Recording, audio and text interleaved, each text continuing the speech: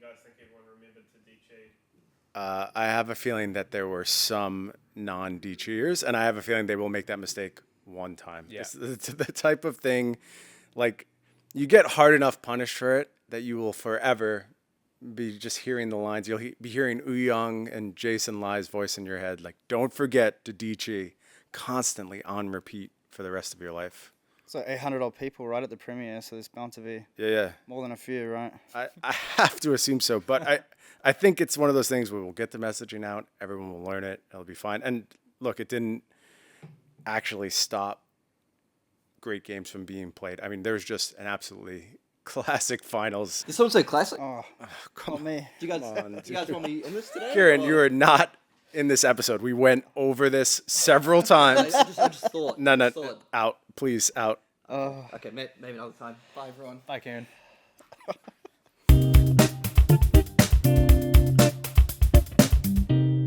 Fresh faces on the podcast this time. Rohan, Tommy, appreciate you guys joining me, kind of taking our first look at MST, as we call it internally. I haven't broken that habit yet. I'm still saying MST all the time.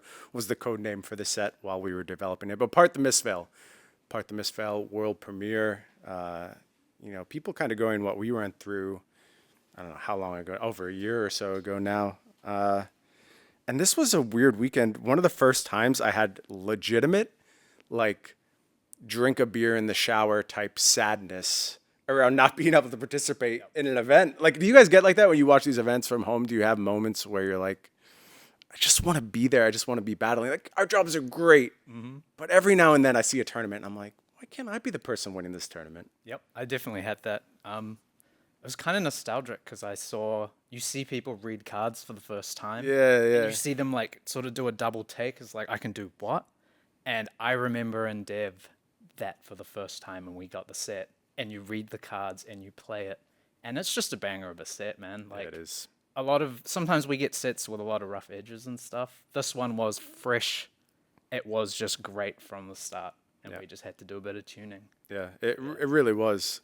Tommy Tigers, what about you? I mean, you actually just did very, very well at a tournament not that long ago. You went down to the last world premiere. Yeah. Queenstown, runner-up, right, in the Team Battle Hardened event. Yep. I was going to say, I mean, sometimes I do miss playing Fab in the real world, as we say. But I got to do just that for heavy hitters in Queenstown. It was a great time. And, been 1 or 2 years since I played a tournament probably. So sort of rekindled that competitive flame a little bit. And, just made me remember how much I missed the community, playing in tournaments, and especially in Queenstown. First time in Queenstown as well. It was a great time, but it just goes up another level when you're going to Japan, right, for the premiere. Yeah. So that was a bit of FOMO, I guess, for that, but it was great to watch from home as well. Yeah, I felt it the entire weekend, but like you said, first impressions, they're a big deal. They're a big deal in TCGs. They're a big deal in Flesh and Blood. And what a first impression for Part the Mistveil. Just incredible games throughout that top 8. I mean, I was so impressed by the quality of play, considering how long these players have had to actually process these cards, playing them in another language. OO's play of Zen looked so high level, so comfortable, so fast, so smooth. And OO is someone who's been on my radar because I feel like every time I'm looking at standings, there's his name floating around the top, like always just right, constantly. So many times. Constantly, yeah. And, he's got good finishes. He's the Taiwanese national champion, a strong performance at Worlds in Barcelona, I believe, top 12, 13, something like that. Strong performance at the Calling in LA at the last Pro Tour. So really starting to put together that resume and get to that first place right here.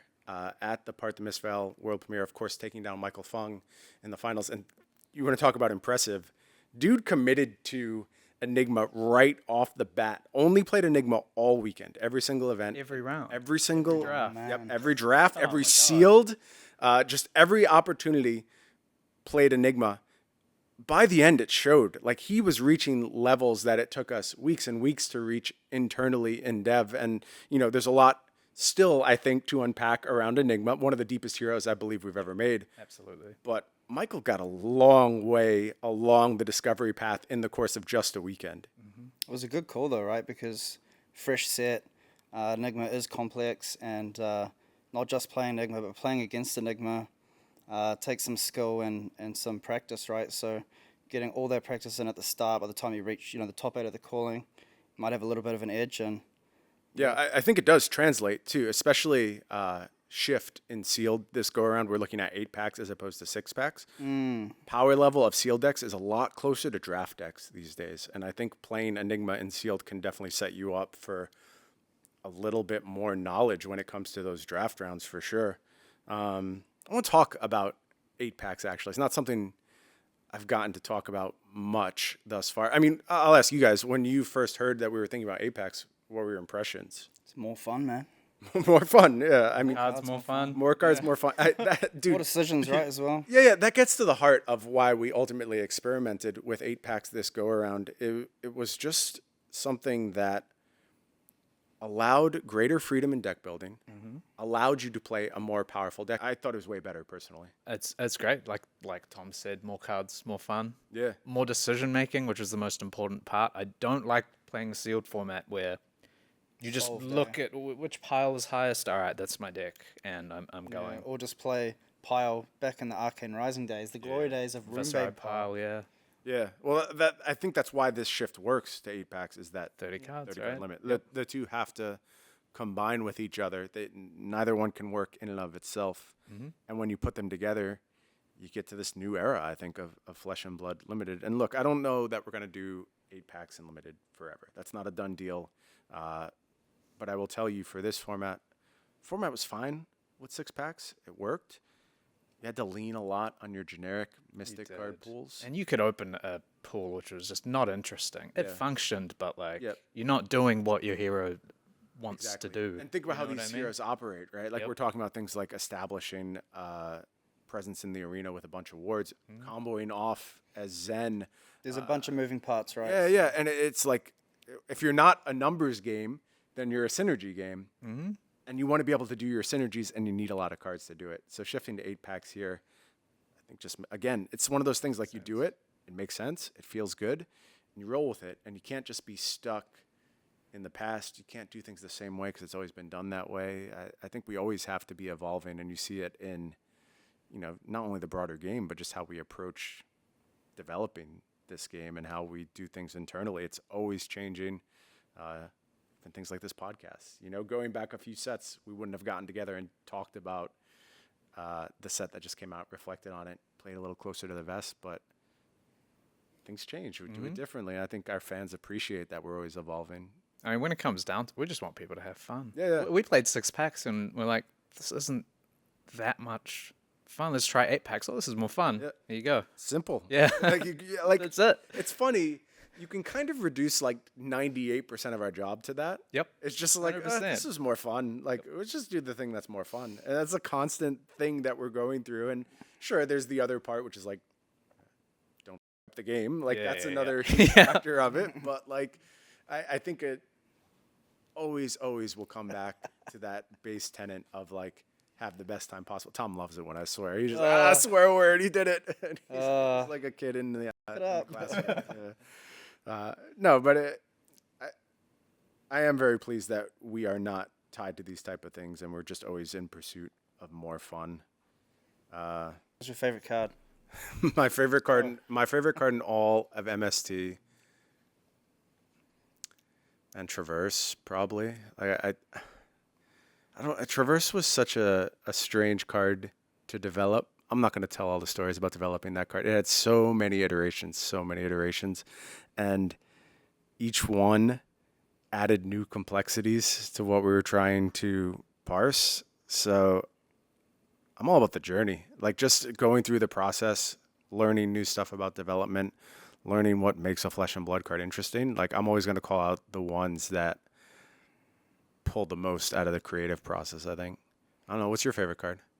Ooh, Well, first, hold on. Wounding Blow. Wait, yeah, that's what I was going to say. The lamest answer one, possible. slam. Red mate. What is actually your criteria that you're trying to get at when we're defining what our favorite cards are? Are you talking about the best card? Are you talking about the card we enjoyed working on the most? Are you talking about the one we played the most? You could have multiple favorite cards. Good. Yeah. They're all my favorites. They're all my Favorite babies. art, you could have favorite draft chaff. You could have, Yeah. I don't know, mate, favorite CC card or maybe a card you designed.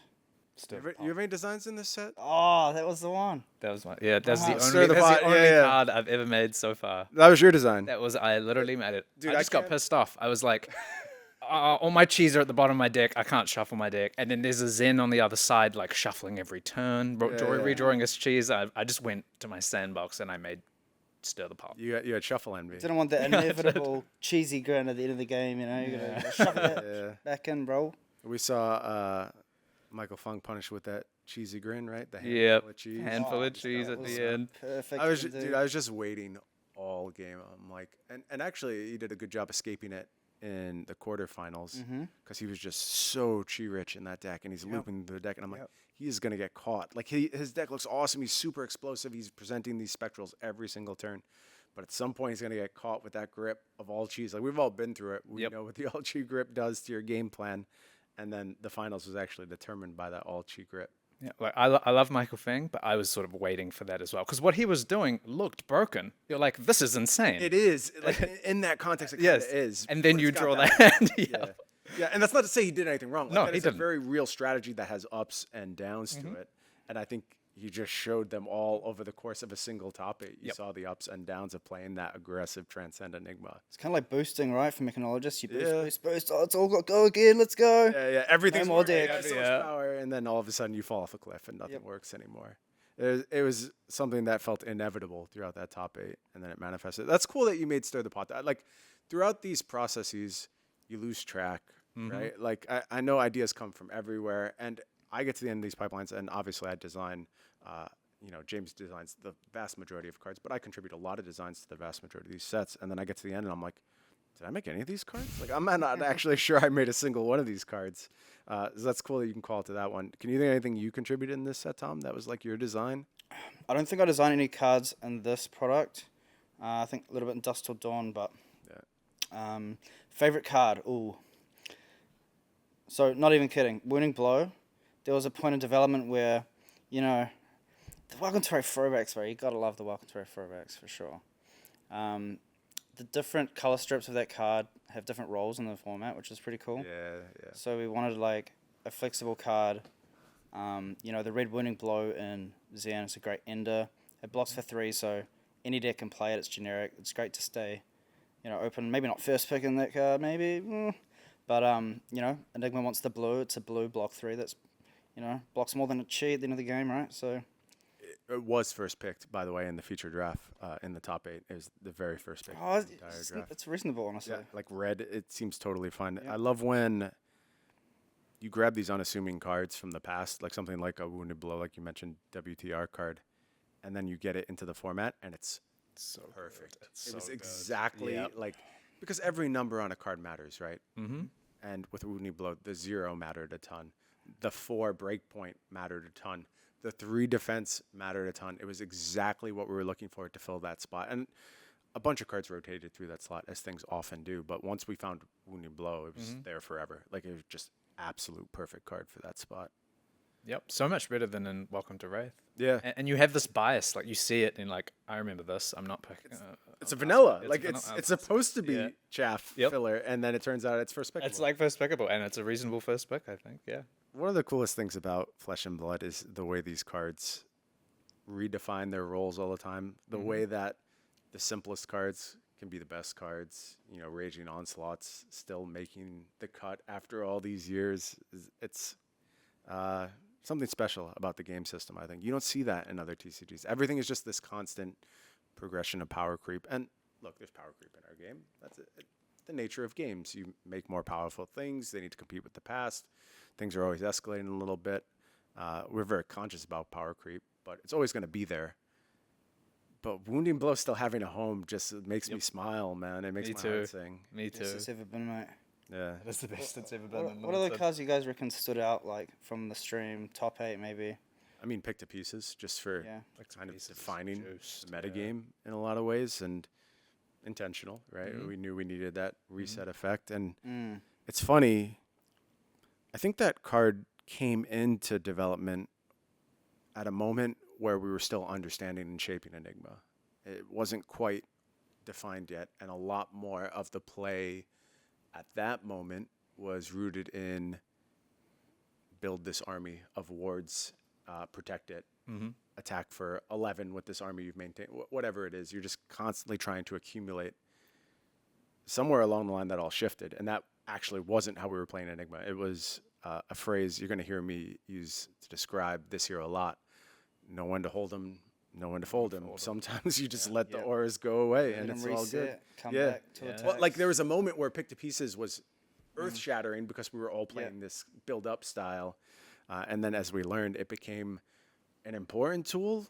It doesn't feel vital anymore. Like you can beat Enigma without You it. can beat Enigma without it, yeah. Absolutely. But it's scary. It's scary when you're on the Enigma side. You're always thinking, what if they have the If you Pick get to Pieces greedy, too?" dude, if you Yeah, get greedy, exactly. If you don't I mean, there are cards that really help you do that. You know, take it, reset, and just throw damage back. Like Spectre Manifestation, right? Was clutch, I believe, for Michael in the top 8 or throughout All the over the tournament, place. Yeah, probably, all of his right? Yeah, games. he almost got there in the finals because of that card. So good. Crazy. Yeah. And we actually saw Brody in a win-in against Xing. Early counters loaded up on the Spectral Shield, just ride it to victory. And it from was just turn there the one. whole Yeah, game. the whole game. Yep. And that was a gameplay mode we experienced internally as well. And man, if that's not the coolest part of Enigma, all these different game plans you can do. It feels like anything. Like you get this beautiful canvas to paint with, and sometimes you're throwing 3/7s, sometimes you're throwing 0/4s, sometimes you're about big mystic attacks, deep blue sea, and powering that up and pushing it to 8 sometimes even. Is that the one that gets +1 from cards and pitch? Each one pitched. Oh, yeah. Plus one, I think. You asked about favorite cards. Deep blue sea is up there. That's awesome. Like I think there are cards that outshine it even in the mystic map, to be sure. But there's something sweet about getting those 3 cards in your pitch zone and turning it into a deep blue sea. It feels very, very powerful. Sick. Particularly my favorite card to steal with new too. Oh, yep. You think of any new moments from Dev, spots where that hero ability really shined and you did absurd things on the back of it? That could be CC too. Like, what were your best CC moments when you were popping off with new? Versing any Guardian. Yeah, Terra Sunder. Yeah, just Before we play- knew to yeah. take Terra Sunder out of our decks. Yep, it's just like you get to a late game with Guardian, you play your spec, and it's like I'm doing like 20 something damage with your cards without pitching anything, and yeah, I think that would probably be in the real world. That'd be the Guardian's last game if Nu's in the meta. You know, he's like, all right, I'm done. Yeah. I'm gonna Pack go it in. play. I'm gonna go play a different thing. Yeah, 'cause you got to be this careful what ain't it. blues you play, but Guardian doesn't really have that luxury, right? Like, most of your deck's blue, Yep. or at least half of it. But you for sure need to be careful what blues you play. Yeah, Terra Sunder is the no. one that I always point to. Like, just get it out. Side it out. It's not gonna Side it work. out. Yeah. The most devastating one I've ever been involved with, I think I didn't side out the Orion, the book. Oh yeah. Yo, just got so juiced by that, eh? Like, never again. You just got to side that out, man. Like, it's not worth it. You see, draw a card though. I mean, that's the kryptonite for every So TCG you player. draw 3 cards. Yeah, no TCG player can pass that up. Like, what if I draw 3 cards? You don't care what your opponent's going to do. If I get the 3 cards, it's going to be all good. Until it's not. It's not all good. Until it's not. I'm thinking of a few shifts we made. I'm glad you mentioned the. How do you even say that word? Orion? I don't know, man. Just making words up now. You're not even trying to actually pronounce the cards as written. I just say how it's spelled, right? Orion. Or Does anyone know? Alex? Alex. Dev name. It's Orion, right? How's it spelled? Do you have it in front of you? Orion. Oh, No, it's got an Orion. H in there, man. There's an H. Yeah, there's an H H somewhere in there. Yeah, yeah. It's like maybe it's We'll have to ask James. Orion, Orhion. Yeah. I don't even know the name. I just still remember the dev name. Was Orion that of the dev Mystic name? Tenants. No. No, Something else, it's right? something else. The book. Yeah, Call it the book. we just call it book. Yeah, even if it has a dev name, that's different. We just make up our own name anyway. And then I go to do commentary on these shows, and I'm like, oh, they plays book here, and everyone's like, "What's this idiot talking about. What you got for us, Alex? You find it? Oh, you're right. It is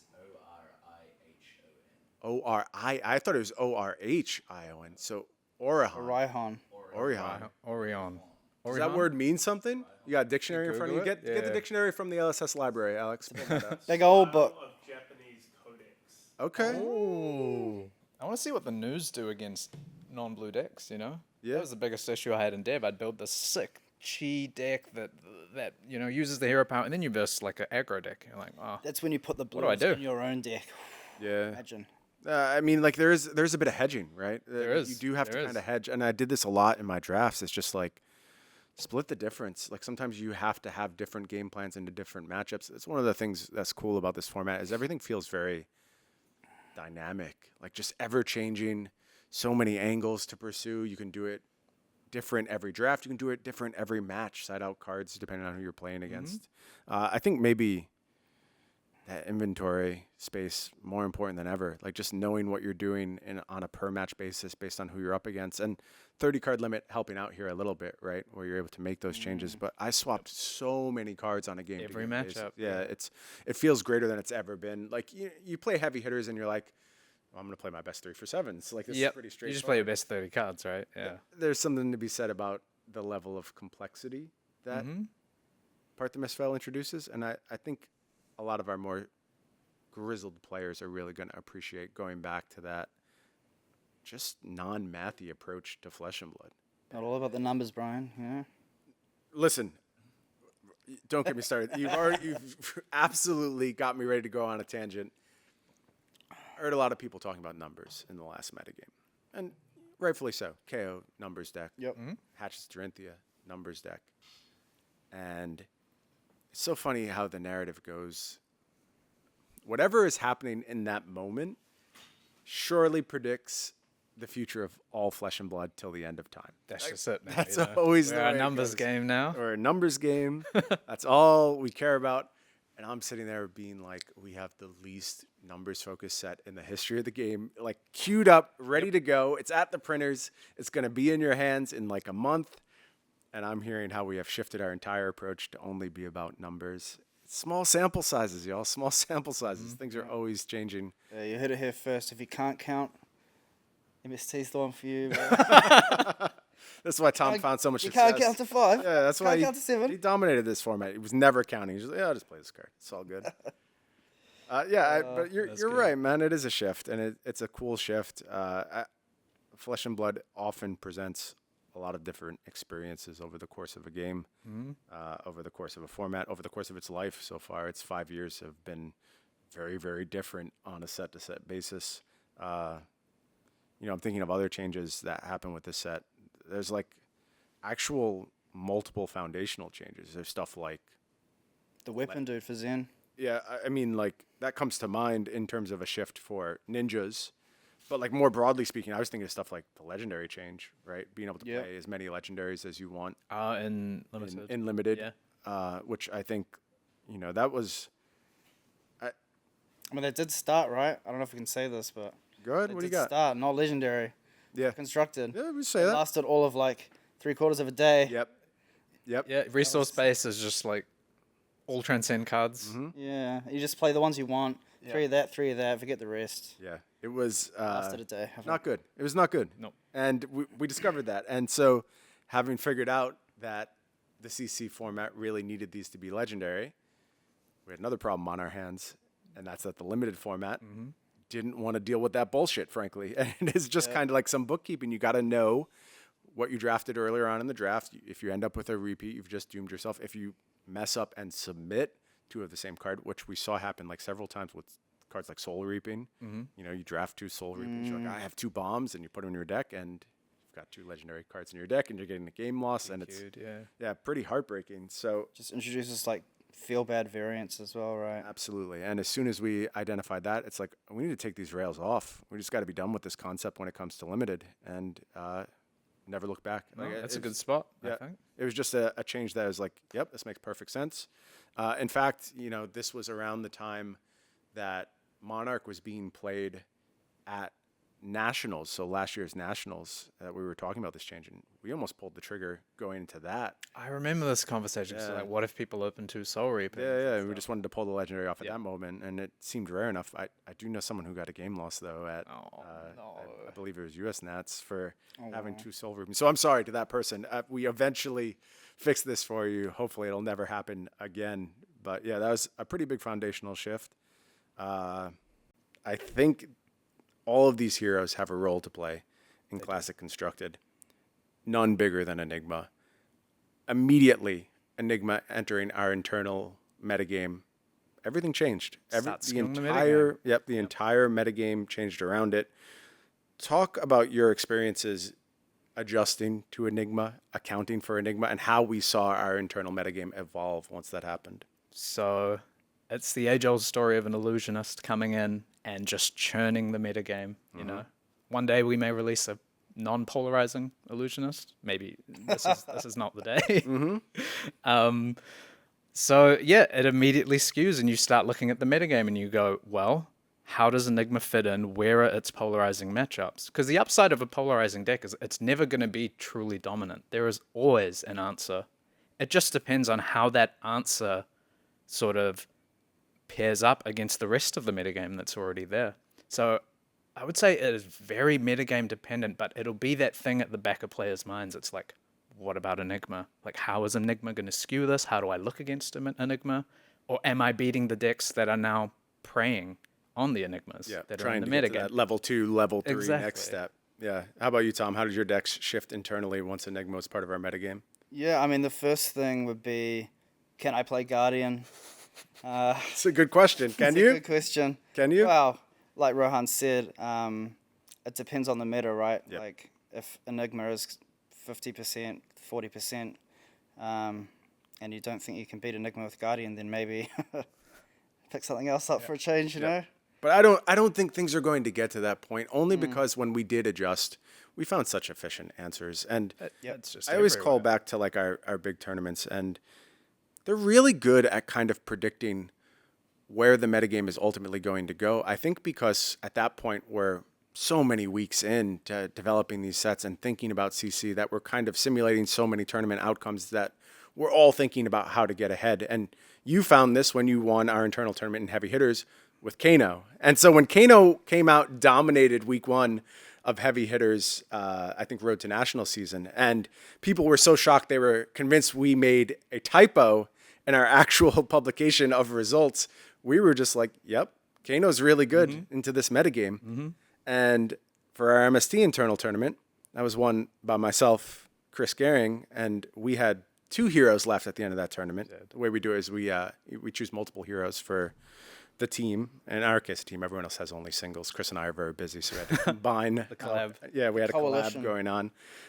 But we had 2 of our heroes still live when we got to the finals. One was New, who I just think is great, frankly. I think incredibly strong hero, incredibly balanced against a lot of matchups. The other was Fi. And if you have watched Fi's performance as of late, not seeing a lot. too great. No, not seeing a lot of Fi's in the metagame. I'm telling you, man, that hero is the real deal if Illusionist starts being present. It's a nightmare matchup for Enigma. It has strong matchups into other heroes that are looking to challenge Enigma. Maybe KO is a problem. Maybe you have to dodge that a little bit. Look, maybe KO just shows up and beats up on Enigma for a long time. But I think Enigma is unquestionably a top-tier hero when we get to the CC metagame. And last time we were talking about an Illusionist taking over a CC metagame, I put the challenge back on the players, and I was talking about Prism, and I said, you got 2 choices. You can adapt or you can die. Players adapted, honestly. Like, they did a really nice job tuning their decks to account for Prism. I think they're going to be up to the task again when it comes to Enigma. One card that has very, very much impressed me, it's actually a 2-card package, and this is one of the reasons why I chose to play Fi in our internal MST tournament. It is... I don't even know the name of the card, what it actually is printed as. It's the red, 0 cost, 3 power, 3 defense combo. If you've played a red card, this gets go again and create a crouching tiger. Body bag. Body bag. That's all I know. Body Put bag. That's what we called it. him I in a have body no bag. idea. Yep. It exists. Oh, that's a nickname, I It's believe. like art of body. Art of body? Sounds weird. It's not Art of Desire. It's a Benji, not a Zen card. Yeah. The one with the dude sitting. Oh, I don't know what We don't know the art. Yeah, we We It's have. like yeah. Art of It's a something rare- body. It's a combo card. got a colon It gets in it. go again. Is it like Mind State of the Tiger? No. No. It's, Oh. I know the one you're talking about. It's art of something. I remember that card. It was hot, man, and Yeah. fire. No, because what it does is it pays off your Shuko so well. You Yeah. get a little bit more block value in Defy. And then Oh, you mean aspect of tiger body. Yeah, that's Yeah. the one. We knew there was a body there Yeah, that was- somewhere. Yeah. It's body bag. Aspect of tiger body. Put him in a body bag. Yeah. That card pays off Shuko so well. Like it's just another tool that Fi uses to get a little bit wider. It has 3 defense, very critical in this Very metagame. important. And then there's the rowdy locals. Are these the rowdy ones we have in this set? Feisty were in Outsiders. These are the rowdy locals. Oh, yo, rowdy locals. Yeah, so that's Zero the five? 0-2 blue 3D, I believe. Hmm. And you can discard a card, And then they discard a yep, card. Yep. And if it's blocked by an action card, it gets +2. So it goes to a break Solid point. blue, Goes right? to 4, Yeah, right? awesome blue. Solid resource. Awesome home for your Phoenix Flames. You just dump them through. And Fi actually gains a lot from this set. It's just, is it enough to overcome the fact that KO is a very tough matchup? It really depends how well. Victor is a tough matchup. Victor is a tough matchup. Yeah. It's not hard to understand why Fi has suffered in the heavy hitters meta. I think the question is like, how much do these part the Mistveil heroes actually redefine the metagame and make it look like something totally different? Because if they do, and especially if Enigma is a large portion of the field, I'll play Fi all day. Yeah, I agree. It'd be interesting to see if people do really reset and evaluate everything again, or are there going to be the biases of like, I'm not even going to think about Fi because look at how it did in heavy. Well, of course, Armory Deck KO too is like Yeah. influencing that discussion because Yeah. you put Savage Sash into the mix, a card that, frankly, everyone kind of lost their minds over did. when it came out, and those results haven't manifested yet. But it's an unquestionably powerful card. No one would deny that for a moment. So, how much does that card matter in the future metagame? Is that going to be enough to keep KO at an equal pace to things like New, like Enigma? I'm not sure, frankly. I think KO stock goes down. I'm not saying the deck is bad. I'm not saying the deck is gone, but I do think KO stock goes down after part the Mistveil. I mean, no D reacts versus New. It's gonna be tough, and there's a lot of random scattered no cards. blocks, like weakest link out there. Exactly. Like, yeah. There's a lot of random scattered cards. Like you have Murkmire Grapnel, I think Yeah. it is. You have Chorus of Iron Song and Warrior. You have all these cards that didn't Shuko, bro. really do anything. Shuko's Shuko. massive. And now if Enigma's there, it's like these are the cards that you need to beat Enigma. Bro, what I want to know, right, Get those Embrace. embraces loaded up. Exactly. is Kel McCree still going to be playing Bravo now Yes. with Enigma's? Well, this is not a Yeah. question. What are these Guardian players going Always to do now, playing- you know? He's going to lose a lot for a little while, and then he's going to figure it out. Dude will grind through. He'll find something new to do. He'll turn all his blues into like Yellow Bravo. yeah, yellow. Look forward to seeing yellow Talishar Bravo. Bravo, picture yellow. Yeah, it works. Why not? Why not get the rusty sword out? Yep. How about these other two heroes? What are you looking for from New? I know you played a ton of New in development. I have. I think it's a really, really good hero. That is one of the things I'm most interested in CC is I think sometimes people out there in the real world think there's a lot of consensus in LSS with like, what does LSS think of this? You look at the dev team, we agree on a lot of the major stuff because we kind of have to for a pipeline. But for something like the best new deck, I do not know the answer. I know a few options, but I am very, very, very interested to see how people build new, how they adapt to the meta. It's a very like robust deck. You can build towards so many different things. And yeah, I am just really, really excited to see how people build the deck. It is very good. People have seen the cards, and I know some of the reactions are just like, "Oh my god, what is this?" Yep. Like, This can't be real. this can't be real. Yeah, like, I've seen a lot how of is this can't be happening? real. Yep. Yep. It'll be interesting to track how things actually evolve in the real world. They are generally better at this than we are. Like they just have more workers essentially. The grinders, Yep. man. They're just in the lab for like a month straight, and then they come out and win a Nats or something, you know? Yep. I can't wait to see what New does on that front. How about you, Tom? What are you most focused on from these other two heroes? Do you think Zen has it in him? That's the hero that I think is the most up in the air at this stage. Do you see a role for Zen in this metagame? Look, there's a number of ways Zen can go as far as deck building, and just from some of the people I've talked to over the weekend who just got stuck into the card pool and specifically are looking to play Zen. They've tried a number of things. Like I've seen people try, flick flack control style, block them out, Zen.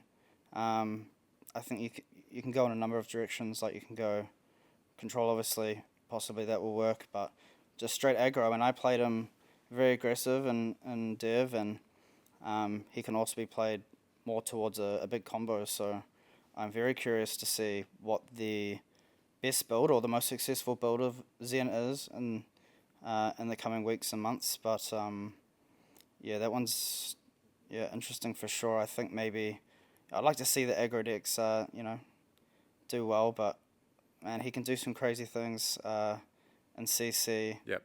Especially with some of the older cards. Look, I'm just going to say there was a period where Amulet of Echoes was absolutely making a lot of internal decks, and there was a reason for it. And yeah, it's good to know that there are some safety valves for Zen floating around, because when that hero does its thing, it can be very, very intimidating. And that brings up a nice topic: tech cards. Any kind of like broad, generic tech cards you can think of coming out of this pipeline that really impressed you, things you think are going to be staples in this upcoming metagame? I can think of two. I'm curious if you guys will go to the same place. Battlefield Bastion, possibly? Is that what you're thinking? That's fine. I think Battlefield Bastion is fine. I think that's just like a broadly applicable generic card. I'm thinking more of cards not in this set, but have a huge influence over this set. If that helps. Tech cards? Yeah, cards just that are tech not in this cards. set. Things that I expect to make their way into a lot more decks. Oh, Vambrace? Determination? That's a good Nice. Yeah. Is that what you're thinking? Yeah, that's one of them. That's very, very high on my list. And maybe the most annoying card I've ever played against as an it so changes. annoying, It yeah. doesn't matter if it's activated. The fact that it is there Yep. changes absolutely everything. I'm very interested to see that card start. Didn't get a lot of love back, what was it, Dynasty or Outsiders? I can't recall, actually. What set was that in? I feel like it's Dynasty. I think it was very early for us. I think Dynasty, but it could be Outsiders. It's one of the two. They all blur Do not- together. They do all not blur ruin together. Outsiders? It might be. Was it like there was no story slot in was no Outsiders. story How does slot it in come out in Outsiders. Outsiders? Was it just a generic? Generic. Yeah, legendary it could made? just be in Outsiders. I don't know. It's in our card pool. We get to It's play there. with it. That's we what made matters. it. I'm that's the happy point, it's and there. it's there. Yep. Yeah, I'm happy it's floating around. I think it was Outsiders. I think you're right, Alex. Alex, the ever all-knowing producer. Yeah, the Voice card of has a the, role now, though, for sure. Oh yeah. Its role is probably more prominent than ever. I'll spoil it. The last one I was thinking of is Snag. That is just a card yeah. that Snag got for new. Yep. tremendous upgrade in this format, and I expect to see a lot of snags floating around. What about other heroes, like besides the three highlight heroes of Part the Mistveil? Anyone else picking up anything major out of this set? Either from, like, we know the expansion slot cards are out there. We can assume most of these heroes are going to get big benefits. They are do. powerful Yeah. expansion slots. They are. What about in the core set? Like for the think other full set is a big illusionists, for one, the other right? ninjas, are anything for them? I'm trying to think. I mean, I guess Azuri gets some stuff. yeah. Azuri gets some decent blues. I don't know how Weakest Azuri Link is fits big for in the Azuri. metagame, but Prognosis is a good card. Yeah, it's very sneaky. Azuri is sneaky. Like just a few cards here and there that hero is always on the cusp. It can kind of mess with you however it wants. Like absolutely best in game disruption. Yep. That's what this format's about. There's no reason Azuri can't be a very real deck. I think the question for me is like Enigma. Exactly. Can you leverage those picked pieces well enough against Enigma? Is that actually what you need in that matchup? Do you need a different strategy? Historically, assassins do not want to play into illusionists. Like it just has not been a good matchup. No. I think the new side of things into Enigma feels okay in my experience. I would say slightly Enigma leaning is kind of where I'm at right now, but that can all change with deck composition, game planning. But Azuri into that deck is going to be really interesting to suss out. It will be. And we can't forget Prism. Like these are three heroes that don't play 6 power cards. Yep. You know? And it's like, is Prism just going to be there going, no, I'm just going to stop these 3 MST decks? Prism into Enigma, you play that matchup? Yes. I think we've played a lot of it. Yeah. And it's one of those things in Dev that, you think 90-10s only exist. Or what is it, the 90-90 matchups? 90-90s. Not just in the real world. Yep. We have those in Dev as well. And I think that might be one of them. Yeah.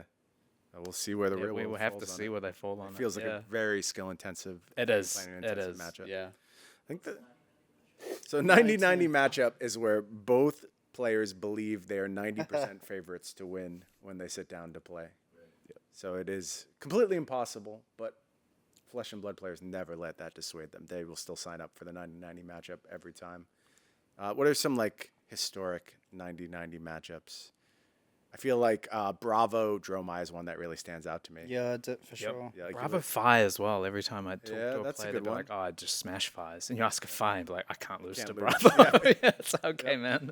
That's the 90-90 matchup, man. That is the 90-90. Biggest all-star from the story slot. Expansion slot, sorry. We used to call it story slot internally. I don't know if you all figured that out yet, as we continually call it the story slot. Yeah. So what was there? There was Eulogy. There was That's a big one people are talking about, actually. Levia card. Yeah. Levia card. Yeah. Supercell. Supercell, yeah. Dude, there's Card some that- bangers, Yeah, actually. Supercell terrorized Dev for a long It time. did, man. It was in bright lights for the longest period of time, and we were just like, Yeah. nah, we need some more time with this one. I We never gotta won figure so this many out." games in my life. That was your high point with Supercell? Yeah. Yeah. I think it was just like a whole day of winning games, and then Card's powerful, man. And Goldman Estate. Can't forget that. There's gonna be some interesting things happening with Goldman Feels Estate. like every hero has gained so much from Yeah, this set, yeah. honestly. It really has. Well, it's going to be a fun metagame to unpack, for sure. But Eulogy is a good one to mention because RuneGate 1 was something that we were a little mindful in Dust Till Dawn to even. We said we might not do it ever, frankly. Yeah, and I think Vincent, needs a bit of a power boost, and dude, this is the card. Like, it does everything you want. RuneGate 1, so important. One rune chant, you can play that RuneGate out from the banish zone, and Eloquence is important. For some of the cooler, bigger things you can do with the hero.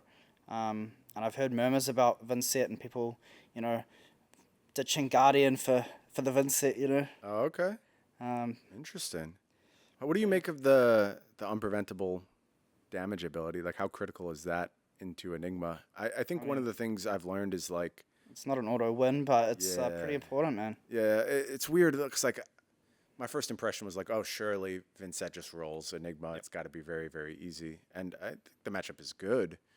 You don't roll Enigma, though. And like it was the same thing with Murkmire Grapnel. I'm like, oh, you just put some Murkmire Grapnels into your Azalea deck, and surely you'll roll this matchup. And again, I think the matchup is good.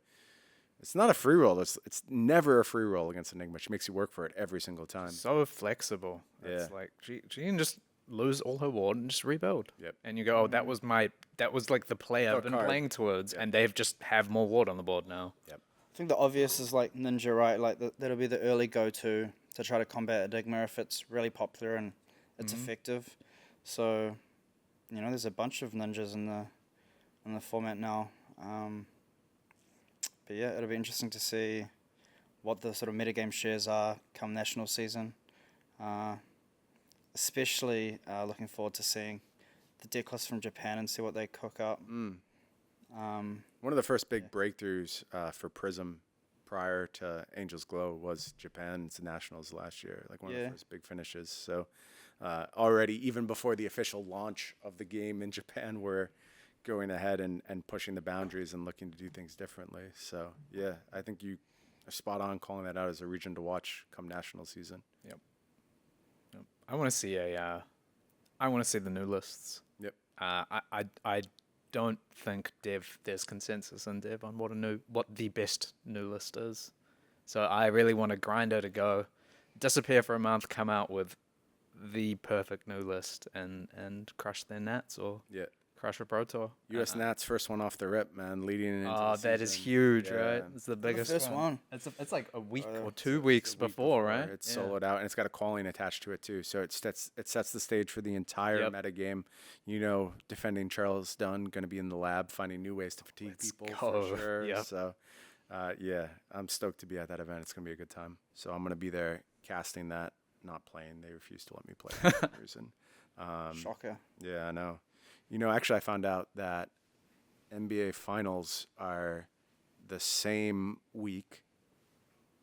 The U.S. Nationals is in Minneapolis, and just today, the Minnesota Timberwolves They beat. they clinched. Oh, they're in the conference finals. They're in the yeah? conference finals, Yeah, yeah, so yeah. they have to win the conference finals as well. But if they do, when I get to Minneapolis, NBA Finals will be ongoing right there. Which is pretty sweet. I've never been to an NBA Finals before, so. Forget the casting job. Well, I'll pop in. Like, I can make time for both. I think I'll swing by the site, do a few rounds, head over to the game, be like, look, I gotta get out of here, guys. I'll catch you later. First time nationals in Auckland as well. Yeah? Yeah. That's right. It's always in like Wellington in the past, right? Always, yeah. And it was middle of the country. It's always going to be Wellington. Yeah. Nah, mate. It's You guys gonna go? well, I live literally walking distance from the venue, so Probably walk down there. So I he's should probably, probably- not going. He's probably not making it. My alarm didn't go off. I skipped it. but I could go. You know, it's, could, It's yeah. a possibility. Yep. I could just wake up on the day and decide, you know what, got to see Mr. Classic down at the venue. He'll be there, right? Yeah. He'll be casting, I think. Oh. Yeah, Classic and Newson possibly. I think so. I think that's the team. Oh, cool. Well, let's go. Yeah, that's an old school. Maybe I'll go team, and man. pop up behind the couch. Be good. If he's gonna bother us, we get to bother him, right? Yeah. Just pop in. What is it? The second week of the national season that New Zealand Nationals Oh, have? don't ask me that. Yeah, you don't know the date. That's what happens when they don't let us participate. We're like, it's happening at some point. Yep, pretty much. Yeah, so national season, gonna see a lot of CC. Mm-hmm. Of can't course, wait.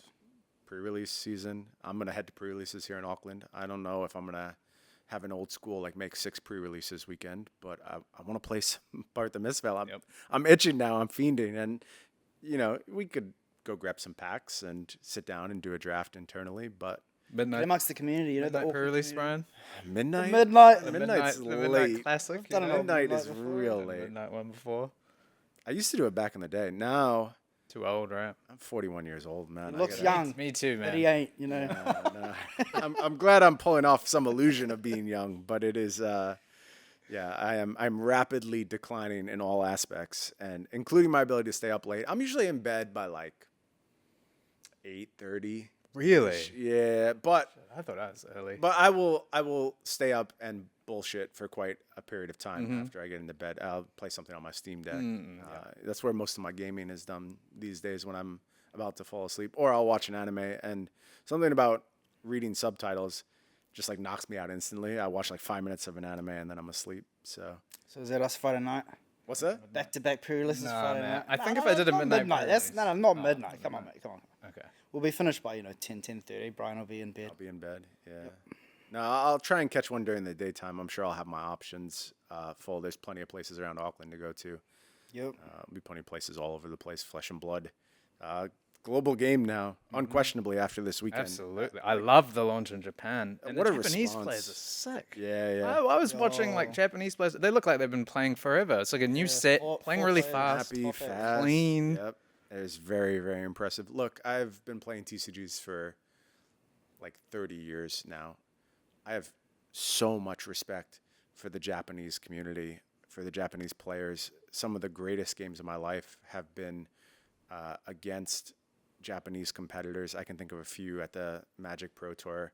You can go find them on camera. There's incredible matches I played against some Japanese opponents at Pro Tour Magic Origins, where there's a game against Kentaro Yamamoto in the last round of the first draft that I absolutely stole from him, and it is the highlight of my TCG career. I played so well in this one spot, and somehow it was captured on camera. So blessed to have that, because I played like crap the rest of the weekend, but this one game was a real high point, and it was the second time we played, and he thoroughly outclassed me earlier. And I think back to my experiences with folks like Shuhei Nakamura on the Magic Pro Tour. He was there this weekend. He was there battling in flesh and blood. Really? It was I remember that so cool Sick. for me to see legends of the Japanese community, Shota Yasuoka, all these folks who I've looked up to as TCG players for so many years, coming over and playing Flesh and Blood is honestly like one of the high points of my career, like something I worked on. These players who I've always respected and look up to showing up. I've been looking forward to the release for a long time, for Japan language, Yep. Me too. the big events in Japan. 4 players in top 8, having right? Japanese cards in my collection. Yeah. 4 players in the top 8. You're exactly right, including I forget his Big Blanca. Is this the Yeah. dog Dude, mask with the guy? dog mask is such like Yeah. it was one of the coolest when that camera cut to him wearing the dog. It was not the dog mask I expected whatsoever. I don't know what I expected. I was like a wolf mask or something. Is kind of what I expected. Yeah, but it's so ridiculous. I'm sure Alex is throwing a picture up on screen right now. But yeah, Big Blanca, I'm going to be rooting for that dude forever. Me too. I'm a lifetime I just fan. said that's my favorite player. It is the coolest part of the entire top 8. And I think we're going to continue to see that as we welcome the Japanese players into our game. They just add so much personality, so much talent and I can't wait to see. So much talent, dude. The first game Yeah. I watched, right? Chucked on the stream midway through Sunday. There he is, Nick Butcher, the pro tag. And he's up against, well, if you're an Australian, you know, he's a pro tag. Now, you know, love to see Nick doing well. He's one of the OGs. He is one of the OGs. Poor fella, eh? He's up against Nu, I think. Yeah. Oh, he got rolled in this match. Bro, I literally turned the stream on, and he's facing a double trouble blue. I'm like, hi, you know, he's on, what, 9 life? Yep. Plus 13. Yeah, blocks 5 and dies or something. Yeah, blocks. Something like that. Yeah. Oh, poor fella, eh? But Absolutely blown up. And you can do that to you, Japanese bro. turning it up for. I can't wait for them to get their hands on the cards, Yeah. get stuck into CC, deck and building, see right? what comes out 'Cause at, I guess, Worlds as Yeah. the first sort of. Deck building is main something stage. that comes to mind from Japanese players, right? From Magic. Classically, yeah. Classically, they've always been at the forefront of deck building. And this is a product that is going to reward deck building skill because, Oh, it is. especially, I mean, all the heroes, but if you look at Enigma, right, like the card pool is so massive. There's so many things you can do. It may seem pretty obvious what cards to play, but I don't know, man. There's. I don't think anything's obvious anymore, Tom. I think we're getting to the point where the card pool is so deep and there's so many jukes and sideboard strategies you can have, and there's so many metagames you can tailor for at this point. You look at something like the weakest link in this product, kind of like an innocuous CNC-like, you know, classic 2 Beta for 6. CNC or something, right? Yeah, but like there's going to be metagames where that card is a nightmare, an absolute house, possibly including this one. So I just think deck building options are getting to the point where they're starting to feel kind of limitless. And it'll be interesting to see how these players want to use them.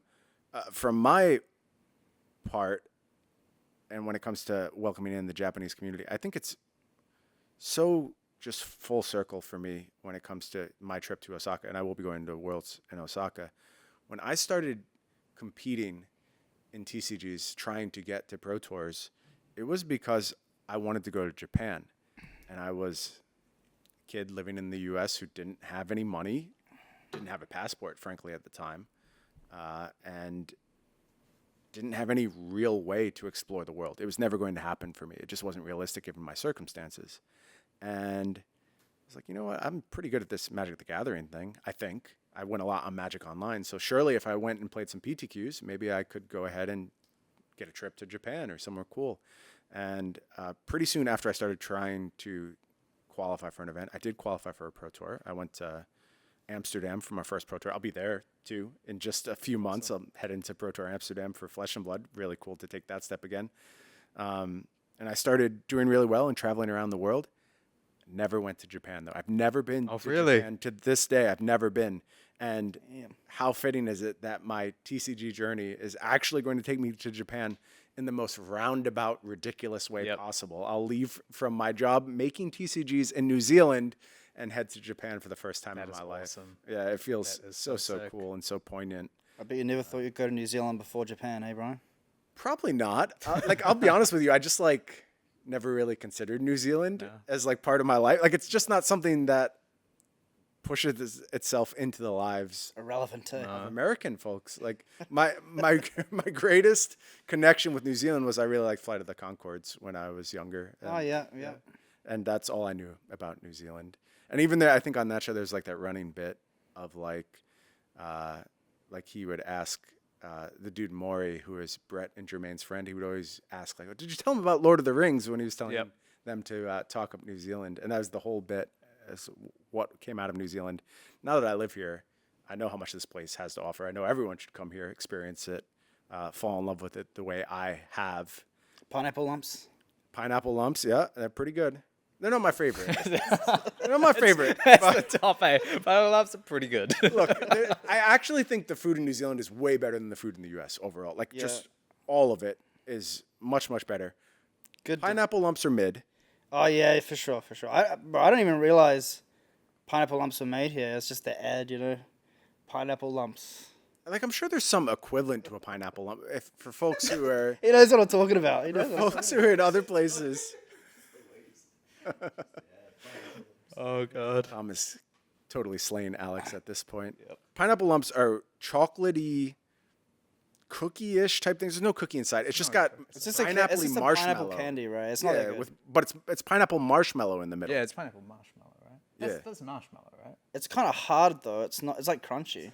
No, that's if you put it in the fridge or freezer. Are you freezing your pineapple Yeah, lumps, Tom? Because that's why they're That's crunchy. actually legit. Dude, that might be it. That's Yeah. actually I mean, that's a good idea. I It's support that. delicious, But yeah. I think on like the base, they're mostly marshmallow. I would say it's marshmallow.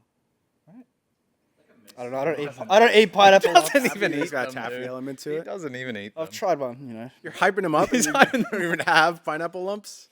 like you said, man. They're pretty. I'll take Maltesers, bro. I'll take Maltesers. I can't believe you're not shouting out Tim Tams. Like that is the traditional New Zealand thing, right? Is it? I don't. Is it Australian? Oh man, I've always associated Tim Tams with New Zealand. Toffee pops. I mean, most things are Australian, man. Our banks are Yeah. like Bank of New Zealand. Australian. Australian. That's a scam. Yeah, that's a scam. That's where I do my banking. I'm offended now.